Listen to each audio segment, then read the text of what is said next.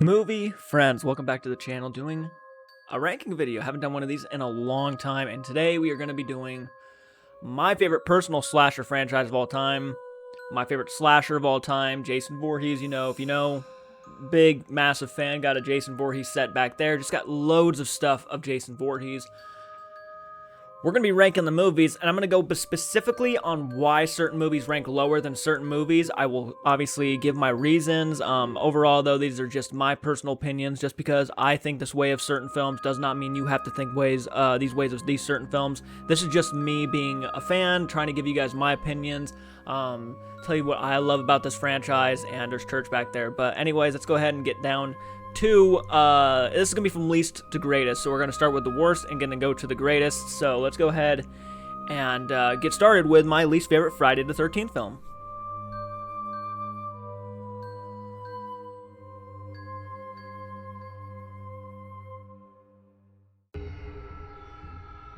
Number 14 is going to be Friday the 13th, Part 8, Jason Takes Manhattan.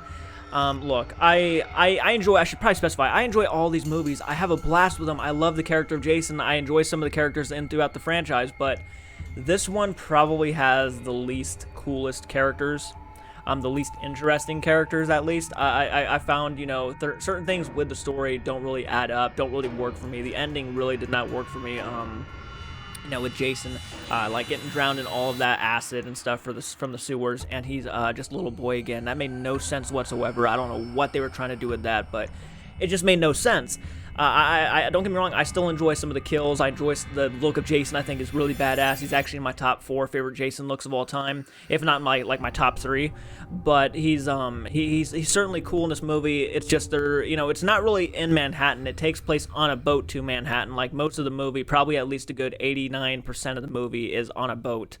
And then like the final 30 minutes of the movie where it picks up really well is finally where we get to Manhattan, New York City, and it's just one of those things. It's like, wow, you guys kind of missed an opportunity here. Really some cool kills, the guitar kill, that was kind of neat. There's other kills in the movie that are really neat, a lot of off-screen kills. Seeing the douchebag father figure, the principal or whatever his name, whoever he was. The actor just passed away not too long ago, but his kill is pretty satisfying when he gets picked up and shoved into the vat of ass, like that garbage can out in the middle of the alleyway, and he's drowned in that really rotten ass water with the rat on top. Very satisfying kill. But there's not a lot here that saves the movie on a level of really making it higher on this list. I say it's a perfect guilty pleasure movie. This movie is a guilty pleasure of mine. It's not great by any means, but it has its moments where it's enjoyable, but to me, it's the most boring Friday the 13th film on the list, and I think that does really say a lot, because I can enjoy these movies, but if you're boring, not a lot of rewatch value. So, Friday the 13th, Part 8, Jason Takes Manhattan, the one I've seen the least amount of times. Jason Goes to Hell. Look, this movie is silly, it's stupid. I mean, there's not a lot of Jason in there, which, big Jason fan. If Jason's not in a Friday the 13th film all that much, then it's not really my cup of tea. But overall, I think the reason why this one ranks a bit higher, not only because it has Stephen Williams in it, who I think is actually a highlight of the movie. He plays like a bounty hunter who's after Jason and whatnot. This movie ranks a little bit higher on my list because not only is Stephen Williams really good in it, and there's certain few performances in it that are really good, not as boring of characters as Jason Takes Manhattan, but tried something different. This was one that took a risk. This one really tried to mix it up a bit, trying not to be a typical Friday the 13th film. Though, in my opinion, not being a Friday the 13th film kind of took away from the movie and made it worse. So, overall, I think you can really have a good time with this movie if you get drunk. If you get drunk, maybe if you're high, But this is not a good movie at all. It's a bad movie. It doesn't have too much rewatch value, which is another reason why it's ranking so low. I mean, and obviously that weird the family angle. Jason has a sister or something, and then he's after her and stuff. He's after all that stuff. I mean, just weird stuff. His niece, it's stuff. they try to do like a Halloweenish kind of thing with it, about the family and stuff, and I just don't think that was necessary in Friday the 13th at all. I give it props for trying to do something new, Jason, the fact that he can switch his soul over to different bodies and stuff, transferring the evil, which is something they were trying to touch up upon.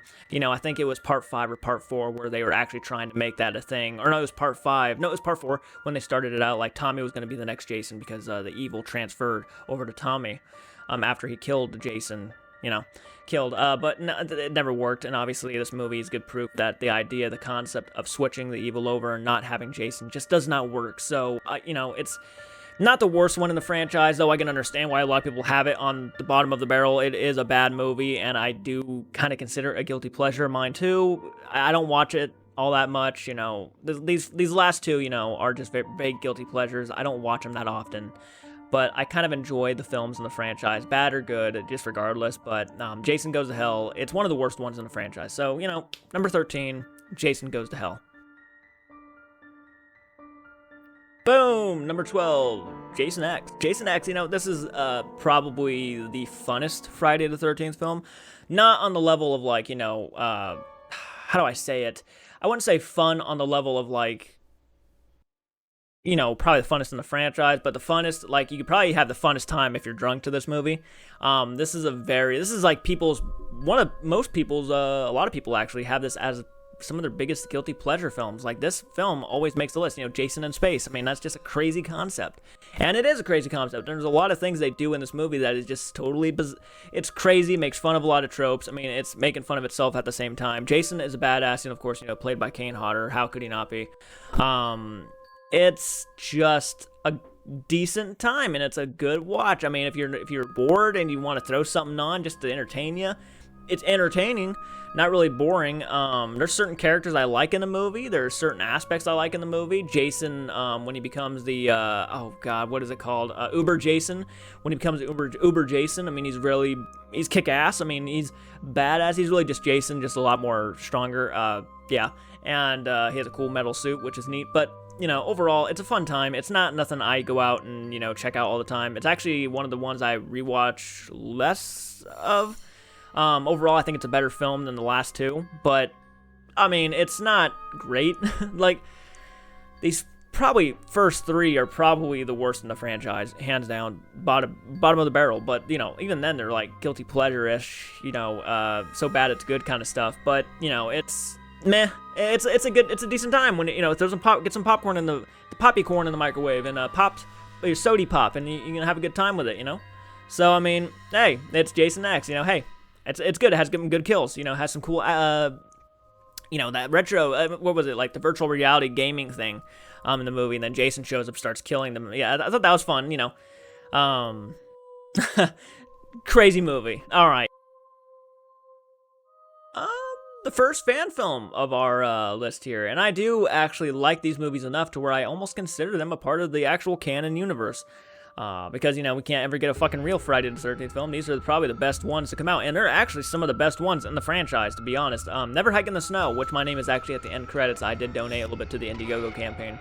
Never Hike in the Snow, which is not really long. It's like maybe 30 minutes tops. I mean, it's not long at all. Really fun. I really like Vincent as Ghost Jason. All the actors are good. Tom Matthews' return, of course, very interesting aspect. Really fun time. It's not long at all, but overall, I was just so pleased with it. They're actually doing something cool and different with the lure. Ghost Jason is just badass. He has some good kills. There's some really good kills in this, and they're bringing back some of the old characters from like Part 6 and stuff, which is always fun. But really good time, and it's the first time we see Jason in snow, which is always like big. That's a plus. Like, that's awesome. So yeah, Never Hike in the Snow I put at number 11. So I might get some hate for this one, but the Friday the 13th remake from 2009 with Derek Mears as Jason. You know what, though? I will say this used to be a lot lower on my list. This actually probably was in, like, where Jason Goes to Hell area at one point, because I did not like this movie at all. I thought, it was mostly sex, which, don't get me wrong, sex happens in Friday the 13th, obviously, but it's not something that happens every, like, 5 minutes, and this one had so much sex in it. It was almost like a porno at this rate. The movie felt like a porno more than anything. The characters were meh. I mean, besides Jared Padalecki, there really wasn't that many characters in the movie that I liked. I mean, the sister was cool too. But this movie just, besides Derek Mears being probably the highlight of the movie, which actually he is the highlight of the movie, there was not much going on in this movie for me personally. I think the kills are fantastic. The visuals are fantastic. Jason, how he has the underground tunnels is just genius. I love that idea, actually. I really do. I actually thought that was a cool idea. And it does explain a little bit. But overall, you know, this movie had the shittiest of characters. I'm sorry, like, I could not stand, what was his name, Trent? What was his name? Is that his name? The blonde-haired douchebag who was so unlikable. This movie's almost, for me, it's almost hard to watch with him in it because he's just such a douchebag. And yeah, there's douchebags in Friday the 13th, but not on the level of almost being obnoxious to where you can't even stand them on screen for like 5 seconds. This guy was starting shit every time he was on screen. And not only that, he was just a straight-up dick, and it was just hard to even... You know, and what they were trying to do was trying to build up this guy to be such a dick that when he died, you know, you'd be so satisfied. But even his death kind of seemed a little bit unsatisfying to me. I just felt like the guy deserved a lot more of a gruesome death. He pretty much gets chased down. Jason stabs the machete through him, and then he shoves him on a spike on the back of a pickup truck, and he drives off. But to me, it's like, you know, kind of underwhelming. The guy was such a douchebag. They were building him up to be such a douchebag that where I was like, dude, you could have done something so much more gruesome and disturbing. But overall, you know, it's grown on me a little bit. I think, you know, Derek Mears, as I've said, probably the top 5 best Jasons of all time. He's just scary. He's intimidating. He's awesome. It's a great Jason, and he has some great moments. You know, the bow and arrow stuff was awesome. The first, like, 10 minutes to 15 minutes of the movie is beautiful. It's awesome. It's perfect. But overall, not really my cup of tea when it comes to Friday the 13th. I did rank it above the other Jason movies only because I do think that the more it's grown on me, the more I can appreciate it, and it's actually not as bad as I thought it was at first. I've seen it several times. Me and my friend Lane have a fun time watching it, but you know, it's just one of those movies. It's like, you know, there's so much you can appreciate about it, really admire about it, but there's a lot of stuff you can really just despise about it. And I despise the bully, but besides the bully and the dumbasses, you know, it's a fun time. Good one to get drunk to, good one to have popcorn to, you know. I enjoy it the more I've watched it. So yeah, it's ranking up higher. I've seen it several times now. I would definitely say give it a shot, especially if you're nervous about remakes. Just give it a shot, see what happens. I think you'll appreciate it more. It feels like a Rob Zombie movie, to be honest. It feels like Rob Zombie directed a Friday the 13th movie. There's like rednecks, there's like crazy shit happening every 5 seconds. I mean, it's just, yeah, it is what it is. It's all right. You know, it could have been worse. So Friday the 13th, 2009. Freddy vs. Jason. Yeah, man. Freddy vs. Jason. I think it's fair to say that all the movies from this point on and up, I really enjoy. I like a lot, actually. Freddy vs. Jason was the first Blu-ray I ever bought, and it's in my collection still. I will never get rid of it because it's just so sentimental to me. But Freddy vs. Jason, what a fun time. You know, this is just the perfect definition of a fun movie. Just a good popcorn flick. The characters aren't really that great, you know, the teenager kids. Really thought the one blonde was attractive though, so I mean there's that. But like overall, it's not really performance-wise. You know, none of these movies are like anything to brag about performance-wise, but but overall, Robert Englund, you know, great. I think this was his last time as Freddy Krueger, actually, besides that television show he did not too long ago. But this was like his last theatrical performance as Freddy Krueger, and he does go off on a high note. He was great in this movie, you know, and that's something I probably forgot to mention with Jason Goes to Hell was that, you know, the end credits, the end scene where the glove comes up and grabs the mask and pulls it down was just phenomenal. But probably my least favorite Jason performance, though it's not a bad performance at all. He just kind of felt like a cosplayer performing as Jason. You know, there's, you know, and people always argue, you know, what's the big deal? He doesn't talk, he just moves, that's all he does. But, you know, there's actually certain things about certain Jasons that you can really pinpoint and actually appreciate, you know, with Jason. And I'm not saying he did a bad job. That's not what I'm saying at all. He did a decent job as Jason. He is very passable. He's okay. He does a good job. But he's not my favorite Jason by any means, stretch of the imagination. He might be my least favorite Jason, but he's not my favorite. And the look of him maybe didn't help either. I didn't like the look of Jason in this movie all too much. Of course, I'm rooting for Jason, but like Jason, you know, he didn't really have anything he's not the most memorable Jason out of all of them. And I can remember certain Jasons, you know, Ted White, Richard Brooker. Yeah, so I mean, I can remember certain Jasons, you know. but he didn't really have nothing new going for him. He was just, you know, a guy in a Jason costume walking around, and that's how he felt to me. I'm not saying he did a bad job. I don't want people to think that, but, you know, this is a very interesting, fun time. Decent story, too, actually. I thought it was very interesting how these parents were actually keeping children away who were actually under the influence of Freddy or had nightmares going on, and they were trying to keep them away so Freddy would not regain his power back in Springboro, which is, I think it was Springboro. I think it was Springboro, but they were trying to, you know, they were trying to keep the influence of Freddy out of there, and then Freddy uses Jason as a way to bring the fear back by having Jason kill people, and people were remembering Freddy and stuff, and, you know, he was being talked about again, you know, what was it, you know, being killed, you know, what did he say in the beginning of the movie? He was like, you know, being killed is something, but being forgotten, now that's a bitch. Now, like, that's basically, you know, the best line in the movie. But I can't remember it fully, but, you know, overall, it's just a fun time. Robert Englund's great. You know, the fight scene at the end was badass. You know, it could have used more Freddy vs. Jason stuff in there, like actually fighting, but very nitpicky in my opinion. I think, you know, the corn, oh, dude, the corn field party scene was just nuts. I mean, that is, you know, I said what I said about the guy who played Jason, but, you know, that right there was easily the highlight of his performance, was that cornfield. He walks out, starts slashing you know, the high schoolers and stuff, and it's just, oh, so good. The blood spraying out of him hitting the beer, and then he's on fire too, which is just nuts. I mean, there's some good moments in this movie.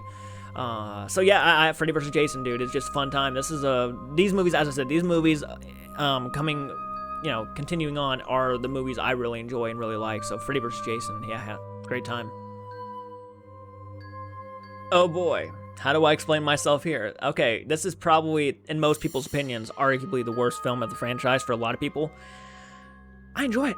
It's a big guilty pleasure. It's not a bad movie. It's a bad movie. It's a bad movie, but to me, it's so much fun. It's, you know, Jason, you know, the argument of, you know, people saying, you know, about the Freddy vs. Jason actor, you know, it's just a guy in a costume walking around, you know, there's not that too much for the Jason performance. Pretty much explain, you know, this guy, you know, of course, you know, people were really pissed off when they found out that the killer in this movie was not Jason, but just some copycat guy who was just going after the people who were responsible for his son's death. Same kind of thing, but, you know, obviously not Jason, which it does take down a bit, but overall, it's just a fun time. Honestly, he could have been Jason, and this film would have been probably just as good or just as fun. You know, I enjoy it for what it is. It's a fun time. Me and my friend quote it all the goddamn time. What was it, the scene, well, if that's the way you feel, then forget it, Vic. Just forget it. But I really think you're out of line. And he gets axed. I mean, craziness. Just a fun time. Very memorable. You know, Tommy Jarvis in this movie is like a fucking kung fu master. I mean, he kicked the shit out of, like, so many people. Like, he beats the shit out of them, like less than 3 seconds every fucking time someone pisses him off. I couldn't blame him for that one first guy, you know, the guy who went into his room, grabbed his mask and shit, and ran up and started teasing him with it and stuff. Dude, I've had someone do that to me. I used to be really into puppets back in the day, so I had a puppet in my room, and some guy that my brother brought over grabbed the puppet and started coming with me. I was like fast asleep on the couch downstairs, and he came up to me with my puppet and got it right in my face and stuff. First time staying the night too, and I remember I wanted to strangle that kid, like, immediately after he did it. There's nothing worse than having someone go into your personal space without even asking, taking your shit that is your collection or, you know, whatever you have in your room, and just, you know, teasing you with it. Oh, dude, the fucking fury. But, overall, it's a fun time. I mean, crazy cool kills in this movie. Characters, not so great. You know, the one, actress, the lead, female, the main actress, when she's running from, Roy, and she trips and turns around and just lays there and starts screaming at him. I was just like the whole time just rubbing my eyes, because I'm like, you know, you've had plenty of time to get up and run. But she literally slipped in the water, in the mud and stuff. She turns, lays on her back, and it's just like, ah. And Jason's just standing over her like, all right, well, we're doing this now, you know? But not a great movie. Fun time for me. I enjoy it for what it is. The New Beginning, I like it. I like it. I don't care what people say. And I like the blue on the mask, you know. Number 7, Never Hike Alone, the Friday the 13th fan film. Phenomenal, dude. This is phenomenal stuff. I mean, the director, he should be very proud. Vincent, he should be very proud. He did a phenomenal job. Not only is he directing it, but he also played Jason. And, you know, the performance in the movie, which was really good, actually. It's like a 50, 60, it's almost like an hour-long movie. You know, having the return of like, you know, fucking Tommy at the end was just mind blowing. I mean, it's kind of like a shot in a found footage type of way. You know, the guy goes up in the woods hiking and stuff, and around the Crystal Lake area, and you know, Jason's actually still out there and stuff, and he starts fucking hunting him down and stuff, and it's just a crazy time, crazy good time. And you know, it's so good. I actually, over even Never Hike Alone in the Snow, consider this a part of the franchise almost, because I love it so much. It's one of my favorite found footage films, if not my personal favorite found footage film. Fan film. My favorite fan film of all time. It's just so fucking good, and it's just one of those things where you're like, you know, there are some talented ass people out there, and you know, if they can do this with the budget they have, I mean, there's no excuse for a studio, because this shit, like, bravo. And they did something new. They made it a found footage in a sense, and it's just, it worked so well, and they should be very happy. It's an accomplishment, I think. And you know, Ghost Jason is just a badass, you know. So yeah, Never Hike Alone, great shit. If you haven't checked it out, it's on YouTube now. Actually, I'll leave a link in the description, so if you haven't seen it, go check it out now. Number 6, Friday the 13th, the original. You know, this is actually, you know, most of the time when you actually see Friday the 13th on people's list, it ranks pretty lower than even number 6. You know, there's a lot of people who just don't like the movie. They think it's boring. They think, you know, the fact that it's not even Jason, it brings it down. For me, it's right in the middle. I do enjoy the movie. I appreciate it 100%. I think it's a good time. It has a good camp setting, a good camp feeling. Pamela is one of the scariest aspects of the movie, if not the entire franchise. Pamela, her performance, Betsy Palmer just did a phenomenal job as, you know, Mrs. Voorhees, you know, and she was one of the people who actually didn't think nothing was going to come out of this. You know, it wasn't going to spark the fan base it did, and she thought it was just a stupid thing. But she did it, you know, for the money. And then she began to really appreciate the fans. She got so into it. She was like, yeah, oh wow, like people really dig this. And it's a fun time. To me, it's a classic. It really is. It's the one that sparked, Jason Voorhees would not be happening if it was not for the first Friday the 13th. And, you know, the visual effects by Tom Savini, you know, Tom Savini is a god here. He's a god. He's among the gods, you know. But Tom Savini in this movie, dude, he did a phenomenal job with the special effects. You know, Kevin Bacon when he gets the arrow through the neck. There's so many cool moments in this movie that you can't really complain about. I can't complain. It's a good time. Maybe that one, whatever his name was, the headmaster, the master, or like the boss over there at Camp Crystal Lake.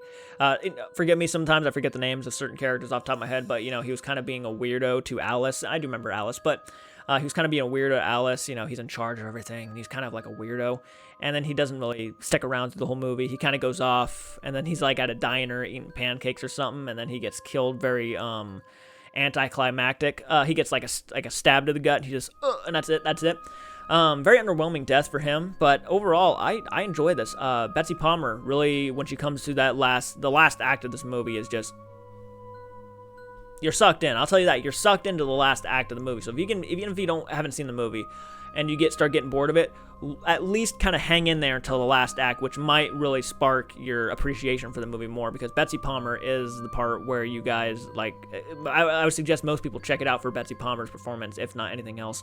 Really cool. Love the music. I like the movie a lot. It's a classic. So, you know, Friday the 13th, the first film. Hell yeah. Number 5, Friday the 13th, Part 7, The New Blood. Arguably, to a lot of people, probably the majority of people will say this is probably the coolest looking Jason ever put on screen. And I can't argue, it's a really cool looking Jason. You know, he's like a skull with like chains around him and stuff, and he's just badass looking. Carrie versus Jason, basically, you know, the main character in the movie is a psychic, and she's out in the woods, you know, Crystal Lake area, trying to get help for her abilities, you know, trying to blame her psychic powers for everything that's happened and stuff. So she has a doctor out there and all that. Her mom's out there trying to support her and stuff. And all these kids who move into the cabin next door start influencing her to go over, hang out with them, trying to get her mind off of, you know, all that's gone on, because she was responsible for the death of her father and all that stuff. And she's having a hard time coping with the idea. So it's like a treatment movie in some ways, but Jason and her pretty much go head to head in a battle, and she is like the only person in the franchise who's actually like done real damage to Jason, like mentally, power, like just having the upper edge over Jason is kind of a neat thing to see. You know, for me personally, I thought it was a very decent time. You know, very how do I say it? Watered down, though. Like, the kills were very... And I think the director actually... May he rest in peace. I know he passed away not too long ago.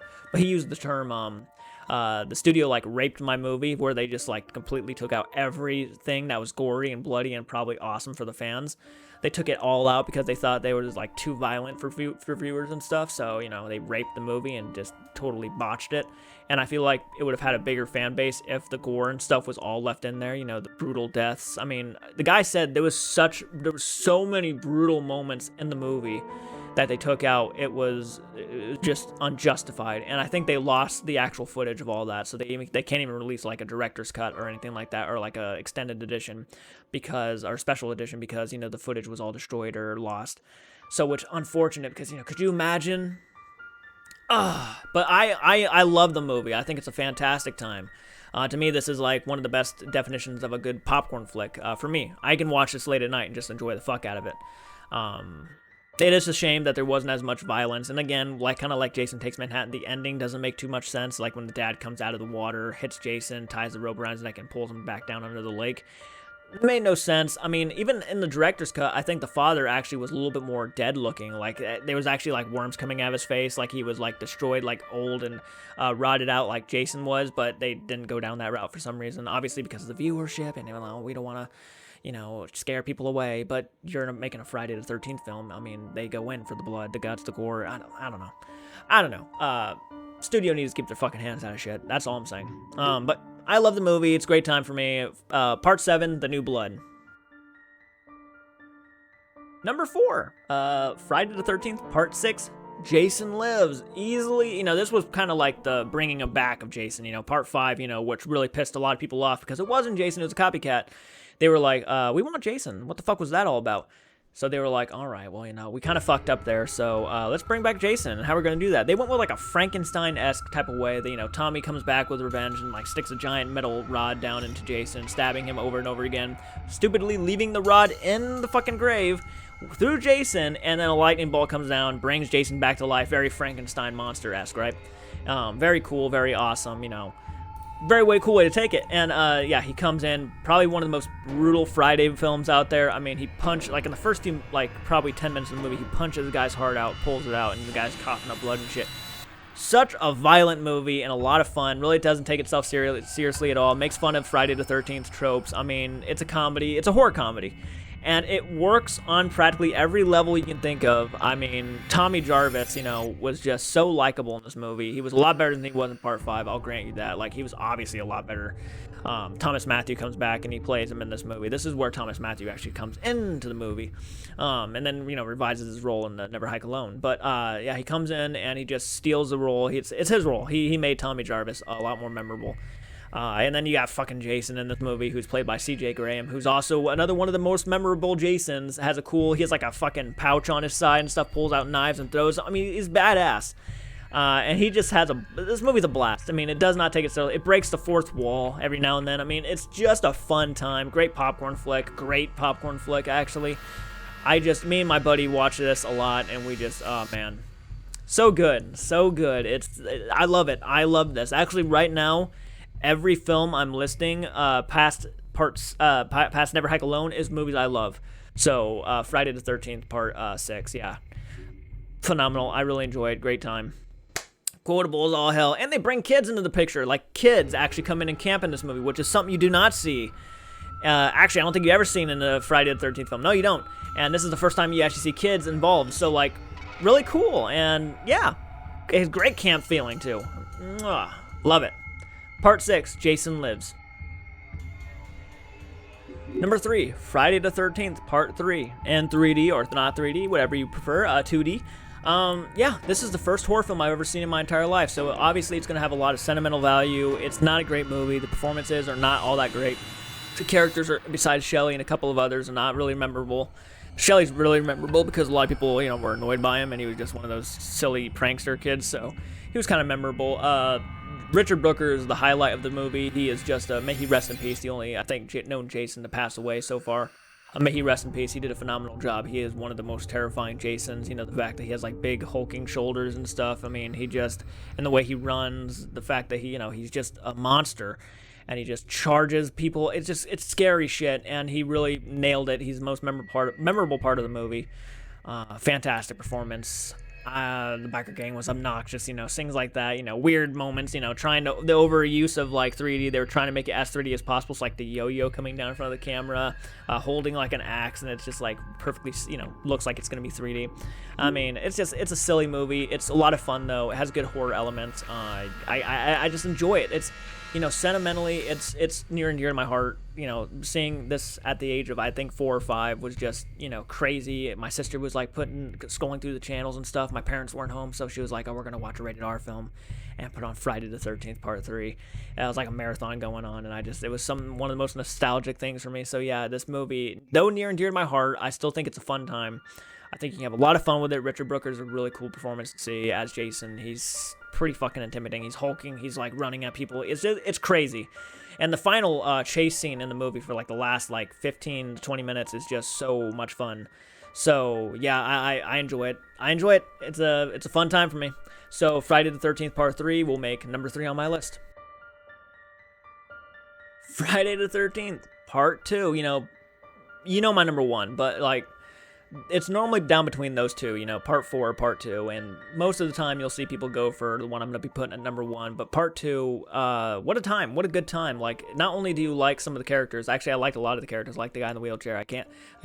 Sometimes you can't remember their names, but, you know, there's a lot of people you do like in this movie, and, of course, Sackhead Jason being the introduction to, you know, not really introduction to Jason, but, like, the first time Jason's the killer, is really neat, and it's really fun, and it takes place, you know, not too much longer after Alice, you know, escapes from Camp Crystal Lake in the first movie, and, you know, Jason in the beginning kills her off and stuff, so now you're kind of left where are they going to take it, and they completely just kind of clean slate it, and they bring back, you know, and I think even the actress to Alice was, like, shocked they killed her off in, like, the first few minutes of the movie. I'm not sure if that was, like, a thing they actually talked about where, you know, it was like, oh, we're actually going to, you know, if you kill me off, then I'll come back, but if you don't, then I'm not coming back. But this is to me, this is one of the most atmospheric Friday the 13th films of all of them. The atmosphere in this movie is crazy good. I think, you know, at the end scene, you know, I'm going to always bring up the final chase scenes because they are really some of the biggest highlights of the Friday the 13th franchise where, you know, this killer is going around killing all these people and stuff. And then, you know, at the end where not Alice, oh god, what's her name? Oh god, Jenny, I was saying Alice. Jenny was running from Jason, and she goes into the small hut that Jason has out in the woods, and, you know, Jason's like running up behind her, like you can see him actually running to the hut. I put the covers over my face when I saw that shit first time, and then she discovers, you know, the head of Pamela and the sweater. I mean, some cool deaths, you know, the guy who gets the machete in the face goes down the stairs, you know, the guy in the wheelchair, who I was wishing was actually going to be the final character to actually survive. I thought he'd be cool as a survivor. Being the guy with a disability, I thought that'd be really neat. But no, he brutally dies. The cop, Willie gets the hammer to the back of the head. Oh, could you imagine the hammer to the back of the head? Oh my god. Some cool moments. You know, I really like the characters, the rebellious characters. You know, they're right here in the poster, actually. If you see them, they're right there, standing on the beach, or walking down the woods.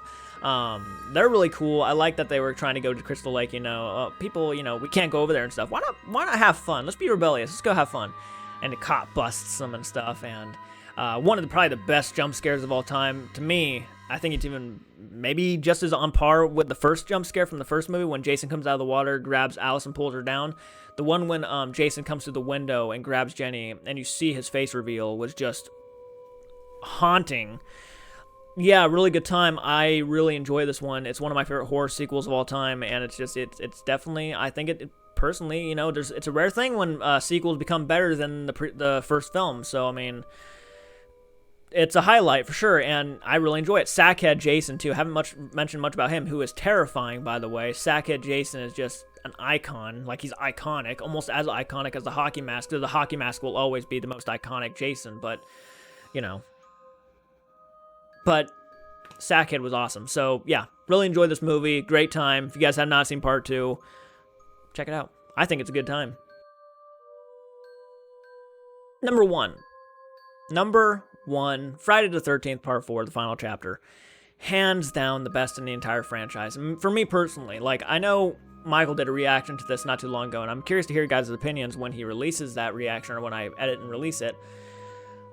But to me, this is the best Jason, the best characters in the franchise. I mean, seriously, Teddy, Tommy, young Tommy, Trish. I mean, just so many cool characters in this movie. The fact that this guy comes out there looking for Jason, and, you know, what are you doing out here?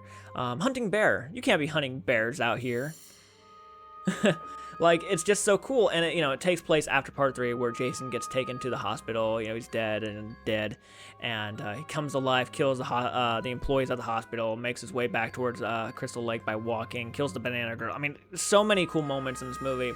And, Tom Savini coming back to do the makeup of Jason and all the kills and stuff, the special effects, is just another big highlight. I think he's obviously better at doing the special effects here in this Friday the 13th film than even in the first Friday the 13th film. The effects here are so good. I mean, it's one of my favorite kills, I think, in this film. And as you can tell, I'm getting very passionate about talking about the final chapters because it's one of my favorite films of all time. It's like in my top 5. When Jason grabs the boyfriend's head, and, like, not boyfriend, but he grabs his head and smashes it through the shower and up against the wall of the shower and stuff, and you see his head get smushed in. Crazy shit. I mean, the guy getting the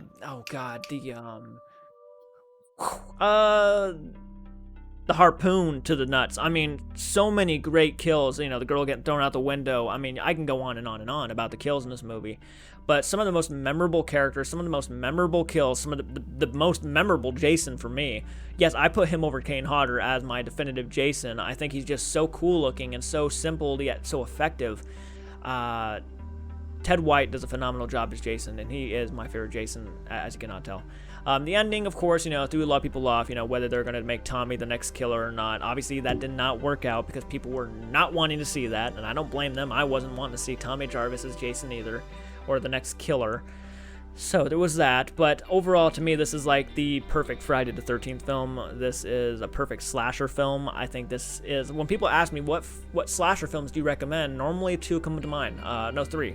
Halloween, Nightmare on Elm Street 3, and Friday the 13th, the final chapter, are some of the 3 best slasher films I've ever seen, among the 3 best I've ever seen in my entire life. So yeah, Friday the 13th, though it's not as good as, like, Halloween, is, like, right there, almost tied. I'm not joking. I love this movie. The fact that Tommy, tries to dive into Jason's psyche at the end by shaving his head and making him look like the younger version of Jason and stuff, and it actually works. I mean, so many cool moments in this movie that I really enjoy. I thought they handled it very well. Again, some of the best kills in the franchise. The atmosphere, which I have not mentioned, the atmosphere in this movie is just perfect. I mean, it captures a good camp feeling. It captures a good suspenseful feeling. It mushes it together into what I believe is the best Friday the 13th film. So, and again, the final chase scene is probably one of the most intense in the franchise. It's like, it's raining out. I mean, Trish is, like, practically wearing almost nothing besides a shirt and her underwear, and she's just bolting outside the door, being chased by this guy who is running almost, like, right there on her. I mean, it's just some of the craziest shit, and it does take turns you were not expecting. Crispin Glover doing his dance. I mean, how could you not appreciate that? So, Friday the 13th, the final chapter, is number 1. To me, it's just awesome. So that is it, guys. That is my ranking for all the Friday the 13th films. How would you rank them? Comment down below. Let me know your thoughts. Let me see your ranking of them. You don't have to include the Never Hike Alone movies. I really wanted to, though, because I enjoy those movies so much. So, guys, like, comment, subscribe to the channel if you're new to the channel. If you want to see more content like this, ranking videos, then you gotta like the content, share, subscribe, do all that stuff. We have a Patreon and membership program if you guys want to check that stuff out. And until next time, guys, movie friends, retro fans, I don't care who you are anymore. I'm just kidding. Movie friends, I'll check you out in the next video. Please take care.